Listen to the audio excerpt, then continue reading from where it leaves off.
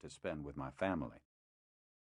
Drew and I renewed our friendship 5 years ago, after my wife died and I returned to Natchez with my young daughter to try to piece my life back together. The early weeks of my return were swallowed by a whirlwind of a murder case, but as the notoriety faded, Drew was the first old friend to seek me out and make an effort to bring me into the community. He put me on the school board of our alma mater, got me into the country club, talked me into sponsoring a hot air balloon and a metropolitan opera singer during Natchez's annual festivals. He worked hard at bringing this widower back to life, and with much help from Caitlin Masters, my lover for the past few years, he succeeded. All that seems a distant memory now. Yesterday, Drew Elliott was a respected pillar of the community, revered by many, held up as a role model by all. Today he is scorned by those who venerated him, and his life hangs in the balance. Drew was our golden boy, a paragon of everything small-town America holds to be noble, and by unwritten law the town will crucify him with a hatred equal to their betrayed love.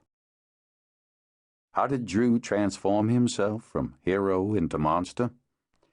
He reached out for love, and in the reaching, pulled a whole town down on top of him. Last night his legend was intact. He was sitting beside me at a table in the boardroom of St. Stephen's Preparatory School, still handsome at 40, dark-haired and athletic. He played football for Vanderbilt, a little gray at the temples, but radiating the commanding presence of a doctor in his prime.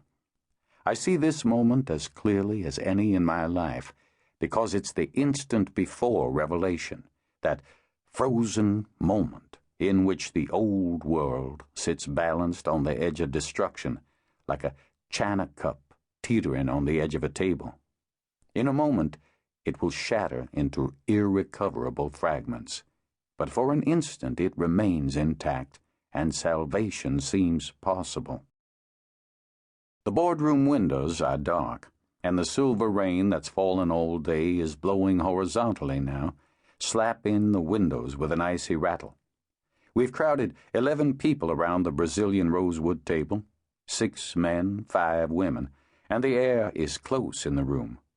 Drew's clear eyes are intent on Holden Smith, the overdressed president of the St. Stephen's School Board, as we discuss the purchase of new computers for the junior high school. Like Holden and several other board members, Drew and I graduated from St. Stephen's roughly 2 decades ago, and our children attended today. We're part of a wave of alumni who stepped in during the city's recent economic decline to try to rebuild the school that gave us our remarkable educations. Unlike most Mississippi private schools, which sprang up in response to forced integration in 1968, St. Stephen's was founded as a parochial school in 1946. It did not admit its first African-American student until 1982, but the willingness was there years before that. High tuition and anxiety about being the only black child in an all-white school probably held off that landmark event for a few years. Now, 21 black kids attend the secular St. Stephen's, and there would be more, but for the factor of cost. Not many black families in Natchez can afford to pay $5,000 a year per child for education when the public school is free. Few white families can either, when you get down to it, and fewer as the years pass. Therein lies the board's eternal challenge: funding. At this moment, Holden Smith is evangelizing for Apple computers, though the rest of the school's network runs comfortably on cheaper IBM clones. If he ever pauses for breath, I plan to tell Holden that while I use an Apple PowerBook myself, we have to be practical on matters of cost. But before I can, the school's secretary opens the door and raises her hand in a limp sort of wave.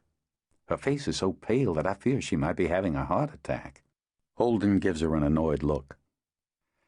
"What do you need, Teresa? We got another half hour at least." Like most employees of St. Stephen's, Teresa Cook is